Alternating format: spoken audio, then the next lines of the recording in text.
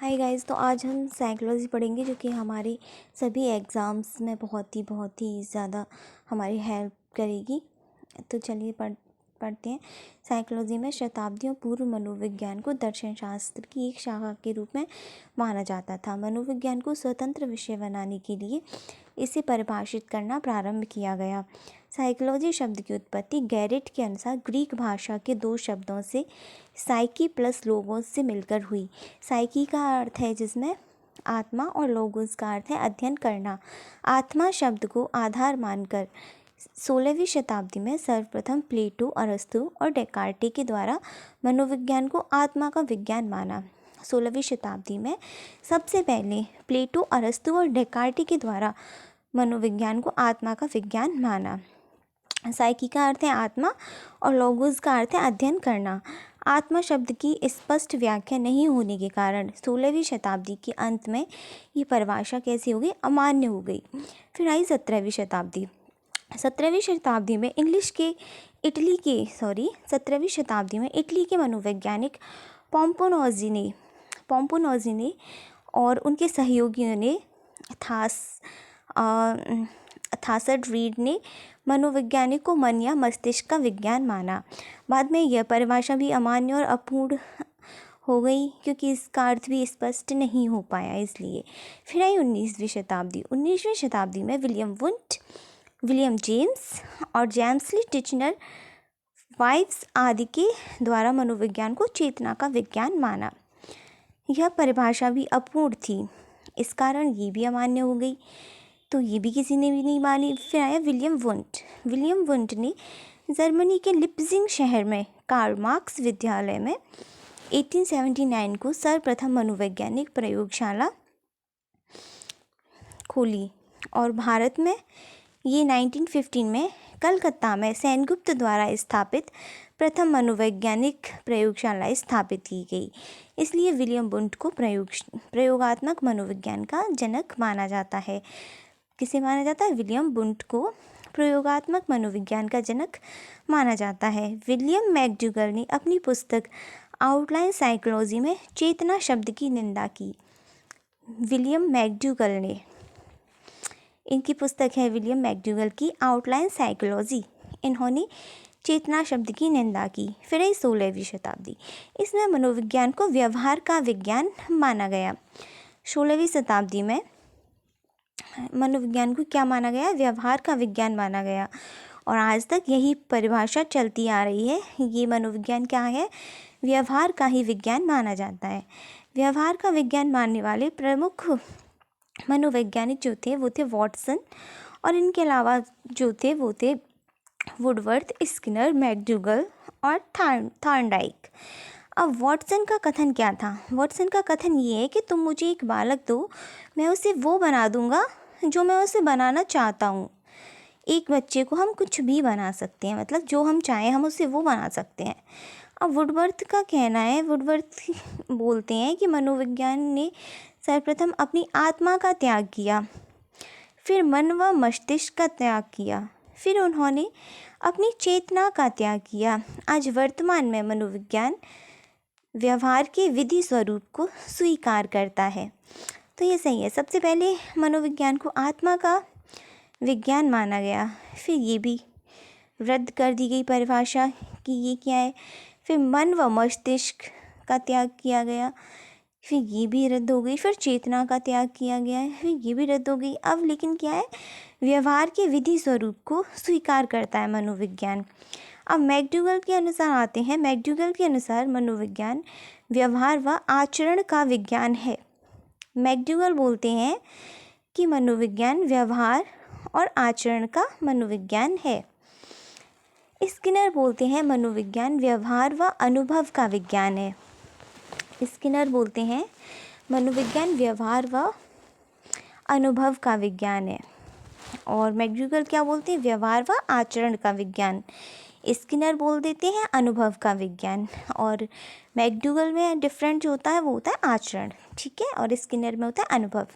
Watson के अनुसार मनोविज्ञान व्यवहार का शुद्ध, निश्चित, सकारात्मक, धनात्मक विज्ञान है। वॉटसन बोलते हैं मनोविज्ञान व्यवहार का शुद्ध, निश्चित, सकारात्मक, धनात्मक विज्ञान है। क्रू एंड क्रू के अनुसार माना जाता है कि मनोविज्ञान मानव व्यवहार और मानव संबंधों का अध्ययन है। मनोविज्ञान मानव व्यवहार और मानव संबंधों का अध्ययन है, ये बोलते हैं क्रू एंड क्रू। मन के अनुसार आधुनिक मनोविज्ञान का संबंध व्यवहार की वैज्ञानिक खोज है।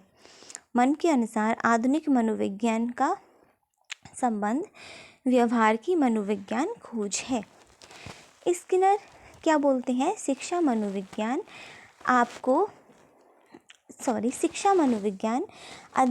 अध्यापकों की तैयारी की आधारशिला है। स्किनर बोलते हैं शिक्षा मनोविज्ञान अध्यापकों की तैयारी की आधारशिला है। मनोविज्ञान की मुख्य शाखाएं और इनके क्षेत्र हैं, जैसे कि सामान्य मनोविज्ञान, असामान्य मनोविज्ञान, तुलनात्मक मनोविज्ञान, प्रयोगात्मक मनोविज्ञान, समाज मनोविज्ञान, औद्योगिक मनोविज्ञान, बाल मनोविज्ञान, बाल विकास मनोविज्ञान, किशोर मनोविज्ञान, प्रौढ़ मनोविज्ञान, विकासात्मक, निदानात्मक, उपचारात्मक, क्लिनिक मनोविज्ञान, परा मनोविज्ञान आधुनिक शाखा है ये परा मनोविज्ञान, पशु मनोविज्ञान, शिक्षा मनोविज्ञान, ये इतने सारे इसके क्षेत्र और इसकी ये शाखाएं हैं मनोविज्ञान की। 14 हैं ये, कितनी है? 14।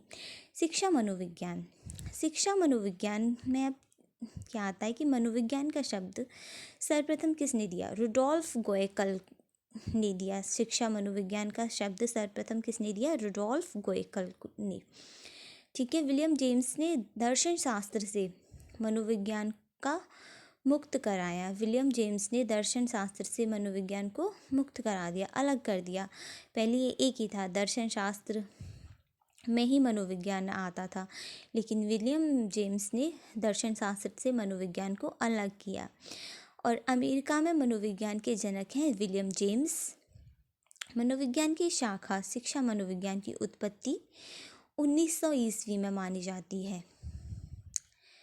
बाद में थॉर्नडाइक, जड़, टर्मन, फ्रॉबेल, हर्बल आदि के प्रयासों से 1920 में शिक्षा मनोविज्ञान को स्पष्ट स्वरूप प्राप्त हुआ। प्रथम शैक्षिक मनोविज्ञान जो है वो थॉर्नडाइक को माना जाता है। शिक्षा में मनोविज्ञान दृष्टिकोण का सूत्रपात रूसो ने किया। उन्होंने अपनी पुस्तक ईमेल में लिखा है, शिक्षा संस्कृत के शिक्ष धातु से बनाए। तो शिक्षा में मनोवैज्ञानिक दृष्टिकोण का सूत्रपात रूसो ने किया और रूसो की पुस्तक है ईमेल, और ईमेल में इन्होंने लिखा है शिक्षा संस्कृत के शिक्ष धातु से बनाए। शिक्ष धातु से बना है शिक्षा। रूसो के अनुसार बालक एक पुस्तक के समान है जिसका अध्ययन प्रत्येक अध्यापक को करना चाहिए। क्रो एंड क्रो के अनुसार शिक्षा मनोविज्ञान जन्म से वृद्धावस्था तक एक व्यक्ति के सीखने के अनुभव का वर्णन और व्याख्या करता है। जब तक वो जन्म से वृद्धावस्था तक आता है, जो कुछ भी सीखता है वो सब आता है शिक्षा मनोविज्ञान में। ये क्रो एंड क्रो बोलते हैं। फ्रॉबेल कहते हैं कि शिक्षा एक प्रक्रिया है जिसके द्वारा एक बालक अपनी जन्मजात शक्तियों का विकास करता है। अपनी ही शक्तियों का वो विकास करता जाता है बालक जो है, ये फ्रॉबेल बोलते हैं। स्किनर बोलते हैं मनोविज्ञान शिक्षा का आधारभूत विज्ञान है। स्किनर मनोविज्ञान को शिक्षा का आधारभूत विज्ञान बताते हैं। ट्रो बोलते हैं शिक्षा मनोविज्ञान शैक्षणिक प्रस्तुतियों का मनोविज्ञान दृष्टि से अध्ययन है। ट्रो बोलते हैं शिक्षा मनोविज्ञान शैक्षणिक प्रस्तुतियों का मनोवैज्ञानिक दृष्टि से अध्ययन है। अब आते हैं हम इस पर एजुकेशन पर। एजुकेशन एक लैटिन इंग्लिश वर्ड है एजुकेशन, जो कि एजुकेटम से बना हुआ है। एजुकेटम से बना हुआ है एजुकेशन। इसमें ई का मतलब है अंतर से। ई का मतलब क्या है? अंतर से, मतलब अंदर से, सॉरी। ई का मतलब है इसमें अंदर, और ड्यूको का मतलब है बाहर, अंदर से बाहर निकालना किसी भी चीज़ को। अर्थात शिक्षा का अर्थ होता है बालक की अंतर्निहित योग्यताओं को बाहर निकालना। जो भी उसके अंदर है वो सब उस बाहर निकाले, रिप्रेजेंट करे सबके सामने। उसके व्यवहार में परिवर्तन करना, जैसा वो पहले है उससे थोड़ा सा और भी ज़्यादा अच्छा बनाना। एजुकेशन शब्द की उत्पत्ति लेटिन भाषा के दो अन्य शब्दों से भी मानी जाती है, एजुकेयर एंड एड्यूटियर सियर। एजुकेयर EDUCARE, यहाँ इसका अर्थ होता है पालन पोषण करना, और एड्यूसियर का मतलब होता है आगे बढ़ना, EDUCERE, एड्यूसियर का आगे बढ़ना होता है, और एडुकेयर का अर्थ होता है पालन पोषण करना। अर्थात मानव व्यवहार का अध्ययन कर उसमें परिवर्तन या परिमार्जन करना ही शिक्षा मनोविज्ञान कहलाता है। मानव के व्यवहार में परिवर्तन आना ही शिक्षा मनोविज्ञान कहलाता है। ठीक है, शिक्षा मनोविज्ञान की प्रकृति देखते हैं अब। शिक्षा मनोविज्ञान की प्रकृति क्या है? वैज्ञानिक है। इसमें नियम सिद्धांत का प्रयोग किया जाता है। किसी भी वैज्ञानिक पद्धति में हम उसका अध्ययन करते हैं जिसका निरीक्षण किया जा सकता है। अतः शिक्षा मनोविज्ञान व्यवहार का अध्ययन करता है जिसका कि निरीक्षण किया जा सकता है। शिक्षा मनोविज्ञान व्यक्ति के व्यवहारात्मक पक्ष का शैक्षणिक परिस्थितियों में अध्ययन करता है। व्यवहारात्मक पक्ष का शैक्षणिक परिस्थितियों में अध्ययन करता है। शिक्षा मनोविज्ञान व्यक्ति के व्यवहार का वैज्ञानिक अध्ययन करता है। कैसे अध्ययन करता है? वैज्ञानिक अध्ययन करता है। शिक्षा मनोविज्ञान एक सकारात्मक विधायक विज्ञान है। एक सकारात्मक विधायक विज्ञान है शिक्षा मनोविज्ञान, जो शिक्षा के कब, कैसे और कहाँ आदि प्रश्नों के उत्तर पर ध्यान केंद्रित करता है। शिक्षा मनोविज्ञान अतीत की अपेक्षा वर्तमान की घटनाओं से क्या और क्यों से संबंधित है। इसके नियम व सिद्धांत सार्वभौमिक होते हैं। इसके द्वारा भविष्यवाणी की जा सकती है। शिक्षक के लिए शिक्षा मनोविज्ञान की उपयोगिता। शिक्षक कैसे यूज़ करता है इस मनोविज्ञान को? तो वो स्वयं को पहचानने में सहायक होता है, बालक को पहचानने में सहायक होता है। शिक्षक के दृष्टिकोण को उन्नति व व्यापक बनाने में सहायक होता है शिक्षा मनोविज्ञान। किसी भी प्रकार की कक्षा में शैक्षणिक प्रस्तुतियाँ जागृत करने में सहायक होता है शिक्षा मनोविज्ञान। बालकों के प्रति प्रेम, सहानुभूति व समदृष्टि भाव को अपनाने में सहायक होता है। शिक्षक के लिए बालकों के चहुमुखी विकास के लिए उचित शिक्षक विधियाँ अपनाने में सहायक होता है। बालकों को अभिप्रेरित करते हुए उनमें रुचि जागृत करता है। उनका चहुमुखी विकास करता है, मतलब हर ओर से विकास करता है। खेलने में, कूदने में, राइटिंग में, स्पीकिंग में, लिसनिंग में, हर चीज़ में विकास करता है शिक्षक। अभिप्रेरित करता है, उन्हें और भी ज़्यादा इंस्पायर करता है पढ़ने के लिए, अच्छी अच्छी चीज़ें करने के लिए रुचि पैदा करता है। अच्छी अच्छी कहानी, लोरियाँ सुना के टीचर्स उनमें रुचि पैदा करते हैं, उन्हें प्रेम करते हैं तो वो और भी ज़्यादा मोटिवेट होके पढ़ाई करते हैं। मूल्यांकन की नई नई विधियों का प्रयोग करना चाहिए शिक्षक को। अब आते हैं हम सेकंड यूनिट पर। सीखना किसी क्रिया स्थिति के प्रति सक्रियता, प्रतिक्रिया और अनुक्रिया। ये अधिगम यानी कि लर्निंग हम कैसे करते हैं, ये लर्निंग वाला चैप्टर है। इसमें बताएंगे स्किनर के अनुसार। स्किनर का क्या कहना है इसमें? सीखना व्यवहार में उत्तरोत्तर सामंजस्य की प्रक्रिया है। वुडवर्थ बोलते हैं नवीन ज्ञान और नवीन प्रक्रियाओं को प्राप्त करने की प्रक्रिया सीखने की प्रक्रिया है। गेट्स कहते हैं गेट्स और उनके दोस्तों के अनुसार सीखना अनुभव और प्रशिक्षण द्वारा व्यवहार में परिवर्तन है। क्रो बोलते हैं सीखना आदतों और अभिवृत्तियों का अर्जन है। यानी कि हमारी जो आदतें होती हैं वो हमारे अंदर आ जाती हैं, हम जो भी काम करते हैं वो हमारी आदत बन जाती है। ये क्रो बोलते हैं। अधिगम की विशेषता क्या है? अधिगम जीवन पर्यंत चलता है। लर्निंग जीवन पर्यंत चलती है। हम हमेशा कुछ ना कुछ सीखते ही रहते हैं। हम तब तक बूढ़े नहीं हो जाते, हम कुछ ना कुछ सीखते ही रहते हैं इस दुनिया से। तो ये जीवन पर्यंत चलता है सीखना। उद्देश्य पूर्ण होता है सीखना, व्यवहार में परिवर्तन लाता है और विकास। अधिगम लर्निंग क्या है? एक विकास ही तो है। कोई भी चीज़ डेवलप्ड हो रही है ना, तो विकास होता है अधिगम में, लर्निंग में। ये अधिगम क्या होती है? अनुकूलन होती है, सार्वभौमिक होती है, विवेकपूर्ण होती है, निरंतर होती है। खोज, इसमें अधिगम में खोज की जाती है, तब जाके अब कुछ होता है। इसमें खोज भी मतलब बहुत महत्वपूर्ण है अधिगम में। अधिगम सक्रिय प्रक्रिया है, एक बहुत ज़्यादा सक्रिय यानी कि एक्टिव प्रोसेस है। अधिगम व्यक्तिगत व सामाजिक होता है। अधिगम एक नया कार्य है। अधिगम अनुभवों का संगठन है। अधिगम वातावरण की उपज है। अधिगम विकास है। अब अधिगम को प्रभावित करने वाले कारक और इनकी दशाएं हैं, वो हैं वातावरण है, परिपक्वता है यानी कि मैच्योरिटी है, बालकों को शारीरिक व मानसिक स्वास्थ्य, ये भी अधिगम पे प्रभाव डालती है। अगर हमारा शरीर ठीक नहीं होगा, अगर हम माइंड से अपसेट होंगे, तो हम किसी भी चीज़ को उतनी जल्दी नहीं सीख पाएंगे जितनी जल्दी हम इनके ठीक होने पे सीख पाएंगे। विषय सामग्री का स्वरूप यानी कि हमें कैसी चीज़ें मिल रही हैं, क्या मिल रहा है हमें, हम कैसी चीज़ से सीख रहे हैं, तो ये भी बहुत इम्पैक्ट डालती है सीखने पर। सीखने का समय व थकान, सीखने का क्या समय है, और अगर हमें थकान हो रही है तो भी ये हमें प्रभावित करता है। प्रेरणा, अगर हमें कोई नेगलेक्ट करे, बोले कि अरे यार तुझसे नहीं होगा, तो हमें क्या लगेगा कि हमसे होगा ही नहीं।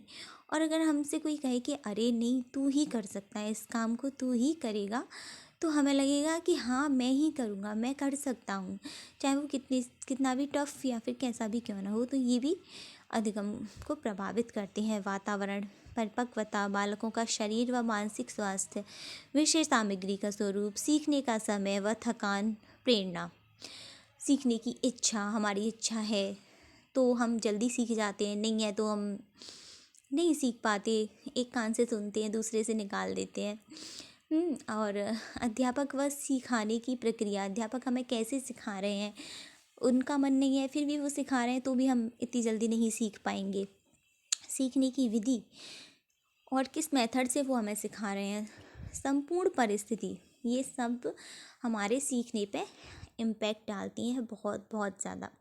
अधिगम के सिद्धांत और इनके नियम, रायबर्न के अनुसार, रायबर्न कहते हैं यदि शिक्षण विधियों में इन नियमों व सिद्धांत का अनुसरण किया जाए तो सीखने का कार्य अधिक संतोष होता है।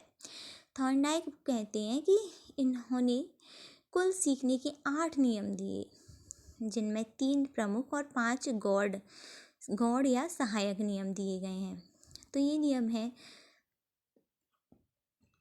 तत्परता का नियम, यानी कि किसी कार्य को करने के लिए व्यक्ति तत्पर रहता है, मतलब प्रेजेंट होता है, एक्टिव होता है, तो वो आसानी से सीख पाएगा, आसानी से और बहुत जल्दी सीख लेगा।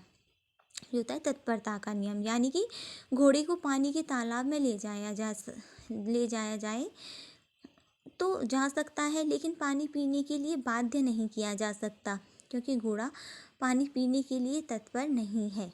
हम घोड़े को ले जाएं और उससे कहें पानी पियो, तो वो चला तो जाएगा लेकिन पानी नहीं पिएगा, वो अपनी मर्जी से ही पानी पिएगा।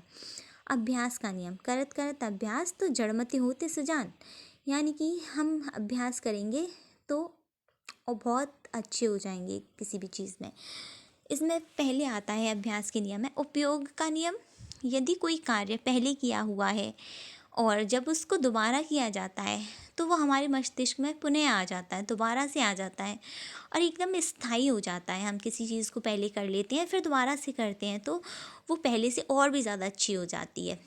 तो ये उपयोग का नियम हो गया। ये अनुपयोग का नियम है, यदि किसी किए हुए कार्य को पुनः नहीं करते तो हमारा मस्तिष्क उसे भुला देता है। अगर हमने अब किया और फिर किया 8-10 साल बाद, तो हम आधा तो भूल ही जाएंगे, थोड़ा बहुत रहेगा तो फिर दोबारा से ऐसा लगेगा कि हम बिल्कुल ही भूल गए हैं। तो ये अनुपयोग, हमने उसका उपयोग किया ही नहीं है, अनुपयोग का नियम हो गया। प्रभाव, संतोष असंतोष का नियम, यदि किसी कार्य को करने पर हमें संतोष प्राप्त होता है, हम संतुष्ट हो जाते हैं कि ठीक है जो भी हुआ बहुत अच्छा हुआ, तो हम उस कार्य को दोबारा करेंगे।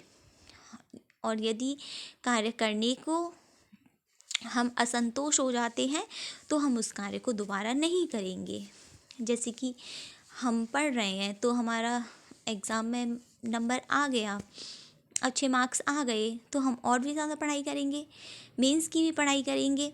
और हमारा प्री क्लियर नहीं होगा तो हम मेंस की पढ़ाई कहाँ से करेंगे? हम तो संतुष्ट हो ही नहीं पाएंगे कि अब अरे ये क्या हुआ, फिर दोबारा से पढ़ेंगे। लेकिन उस तरीके से नहीं पढ़ेंगे जिस तरीके से हम अगर उस जोश में नहीं पढ़ पाएंगे जिस जोश में हम पढ़ते। अगर हम संतुष्ट हो जाते तो हम थोड़े से डिमोटिवेट भी हो जाएंगे और इतनी अच्छी तरीके से नहीं पढ़ पाएंगे। गौड़ या सहायक नियम होता है प्रतिक्रिया का नियम। गौड़ या सहायक में ये आते हैं, 5 नियम आते हैं। इसमें पहला है बहु प्रतिक्रिया का नियम। कोई नया कार्य करने के लिए कई प्रकार की प्रतिक्रियाओं को अपनाया जाता है तथा उसमें सही प्रतिक्रिया का पता लगाकर भविष्य में काम लेता है। मनोवृत्ति का नियम। किसी कार्य को जिस मनोवृत्ति से मन या मेहनत से करेंगे वैसे ही सफलता मिलेगी। हम जितनी ये हो गया मनोवृत्ति का नियम। हम जितना मन लगा के कार्य करेंगे और जितना कम मन लगा के कार्य करेंगे तो हमारा काम कम होगा, और हम ज़्यादा मन लगा के काम करेंगे तो हमारा काम ज़्यादा हो जाएगा। तो ये होता है मनोवृत्ति का नियम, तो हमें सफलता भी मिल जाएगी। जैसे कि मान लो आपको एक दिन में 50 सूट तैयार करनी है, वैसे ये हो नहीं पाएगा। चलो एक दिन में हमें 2 सूट तैयार करनी है। अगर हम मन लगा के करेंगे तो दोनों कंप्लीट कर लेंगे और भी बना लेंगे। लेकिन अगर हम नहीं मन लगाएंगे तो क्या होगा? कुछ भी नहीं हो पाएगा। तो आंशिक क्रिया का नियम आता है अब तीसरा। किसी कार्य को छोटे छोटे भागों में बांट के किया जाता है तो उस कार्य में सफलता अधिक मिलती है ना। तो हम किसी कार्य को छोटे छोटे भागों में उसे बांट दें, करते रहें थोड़ा थोड़ा थोड़ा थोड़ा थोड़ा, तो क्या होगा? हमें उस कार्य में ज़रूर सफलता मिलेगी। और हम क्या करें कि एक दिन पढ़ रहे हैं और 4-5 दिन नहीं पढ़ रहे तो हमें क्या होगा? वो आधा भूल जाएंगे, आधा याद रहेगा, फिर दोबारा से शुरू से वही पढ़ेंगे तो क्या होगा? कुछ नहीं होगा, 0/0 होगा। तो ये हो गया आंशिक क्रिया का नियम। अब आता है आत्मीकरण का नियम। सादृश्यकरण। कोई नया कार्य करने पर किसी पुराने किए गए कार्य का ज्ञान नए ज्ञान में मिला देना, ये होता है आत्मीकरण का नियम। दोबारा बता देती हूँ।